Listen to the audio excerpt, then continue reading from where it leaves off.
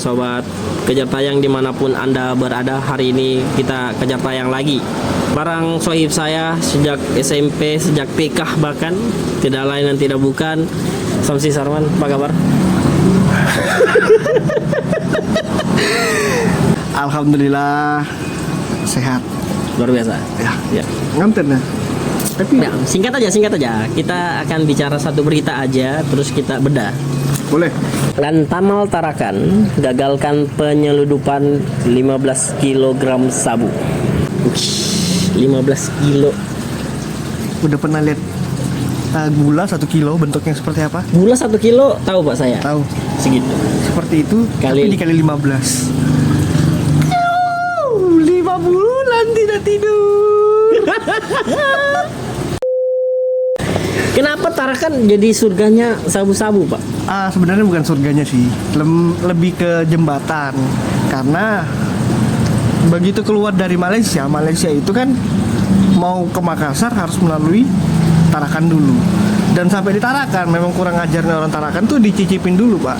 Barang itu. Barang itu. Iya dong, kita kan lagi menjaga kualitas nih. Yang dicicipin tapi kok enak gitu kan. Makanya nyangkut di Tarakan, kemudian sisanya ditangkap. Barang ini sebenarnya dari Malaysia atau dari mana? Kalau untuk yang negara aslinya itu Meksiko.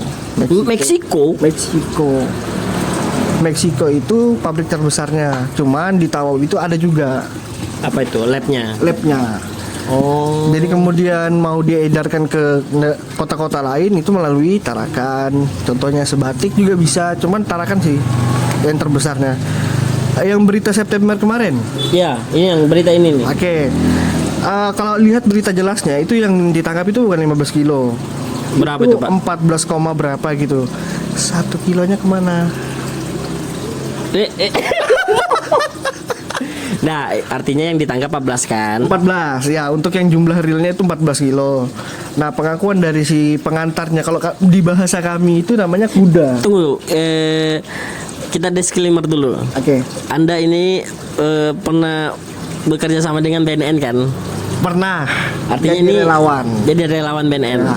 Karena kita belum bisa ketemu dengan orang BNN, saya nggak sempat kontak orang-orang terdekat lah yang bekerja sama dengan BNN di masa lalu. Mungkin bisa sharing-sharing kenapa sih narkoba begitu besar di kota kita yang tercinta ini gitu. Aku takut kok masuk gini.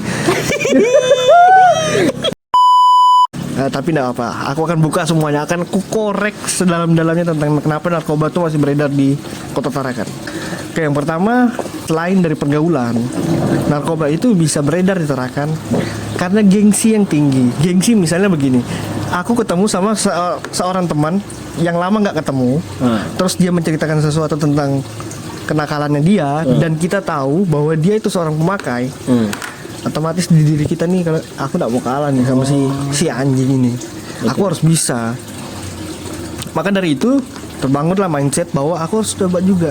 Dan itu yang terjadi di kota Tarakan.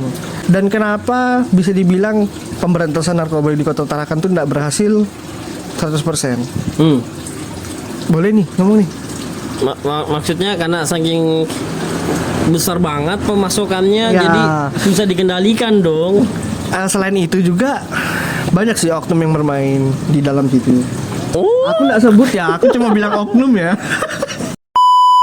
Contohnya dulu waktu aku masih relawannya BNN itu sakit sih sebenarnya kalau jadi relawan. Kita itu disuruh sebagai banyak peran lah di dalam itu. Cuman Termasuk make.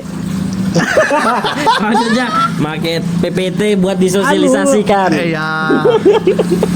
Ya dong kan kita Makin ngeri.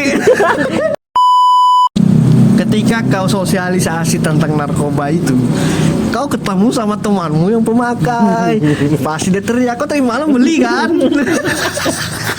Kan tentu itu bercanda kan. bercanda dong, bercanda. Dia tahu kok. Artinya maksudnya kesulitan memberikan sosialisasi di apa namanya target yang pas. Karena begini Bung, sosialisasi yang menurutku sudah tidak zamannya lagi kayak menggunakan PowerPoint atau menggunakan apa itu udah ndak zamannya lagi lah. Sekarang tuh sosialisasi itu seharusnya kita turun langsung ke lapangan, cari si yang namanya bandar atau si pemakai itu, Ajak podcast.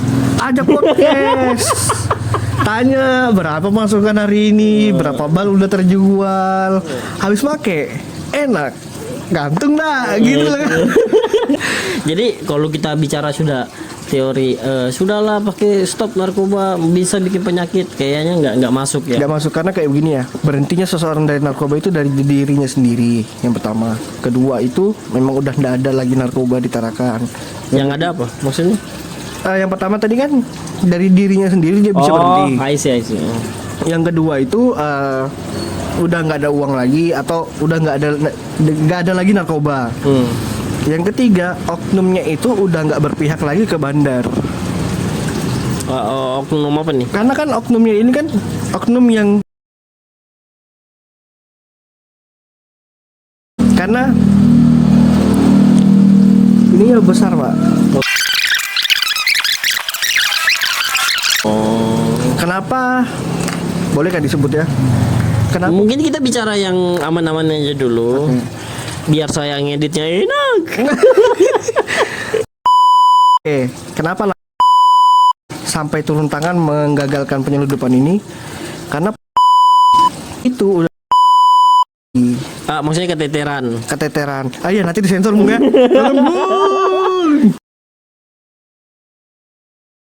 Ya, karena mosi sangat berpengaruh. Maksudnya mesti ayo semangat Ayo batas. semangat ya. Maksudnya itu kan. Ya itu maksudnya. Ayo. Pesan-pesan nggak nih? Pesan-pesan. Oke, singkat aja langsung pesan-pesan guys. Ya semenjak saya jadi relawan kan saya melihat banyak sekali anak-anak muda yang bisa masuk di dunia gelap itu. Pesan saya satu, cintai keluargamu.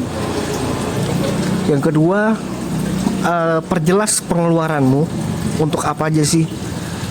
Yang ketiga, banyak-banyak ibadah. Pertanyaan terakhir. Boleh. Jika 3 calon presiden yang terpilih, siapakah yang bisa dipercaya untuk memberantas narkoba? Gibran dan Prabowo.